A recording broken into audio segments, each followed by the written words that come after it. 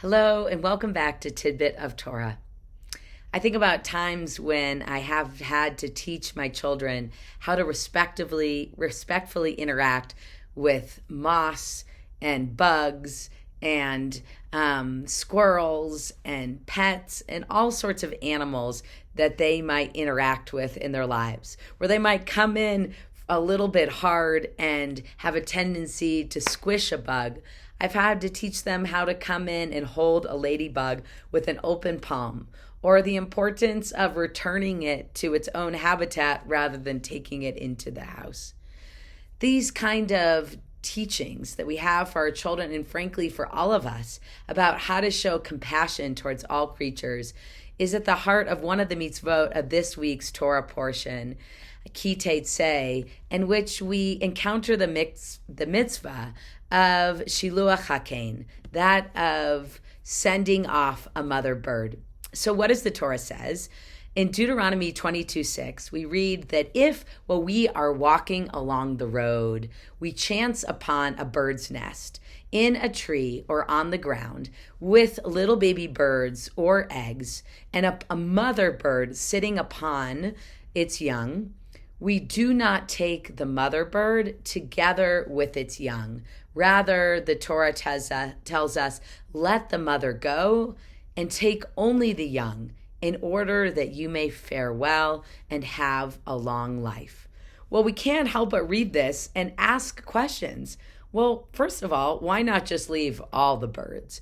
And why is it important to send away the mother, even if we need to take the eggs or the baby birds for eating or for some other sustenance? Well, rabbinic commentaries across time give us a few different insights into why that might be.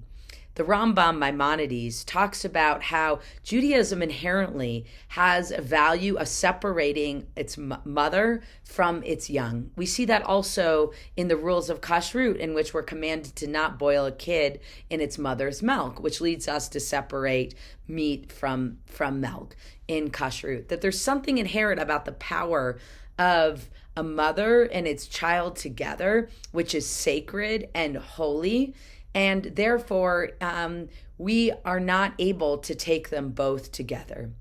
Another insight that's given by the commentator Ramban is that in order to protect the birds from extinction, it's important to send off the mother.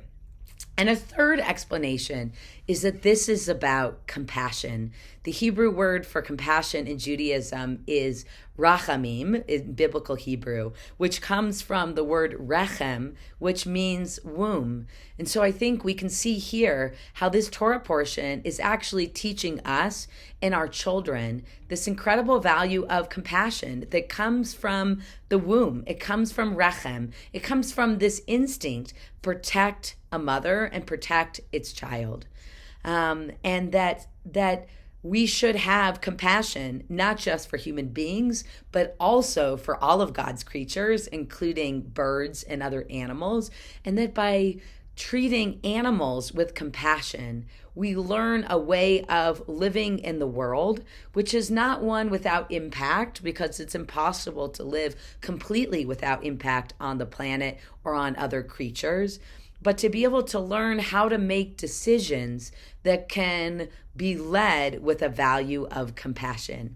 And so as we head into this month of Elul, this time of spiritual accounting and introspection, I think this mitzvah and this week's Torah portion comes up to teach us a grounding value of compassion, of rachamim, of making decisions not with just our head, but with our heart and even with our womb, a sense of asking ourselves, how can I teach my kids to be able to walk through the world, not just thinking about themselves, but by thinking with a deep sense of compassion, even if it's a little complex, with all the creatures. I want to wish you a Shabbat Shalom and a compassionate Shabbat.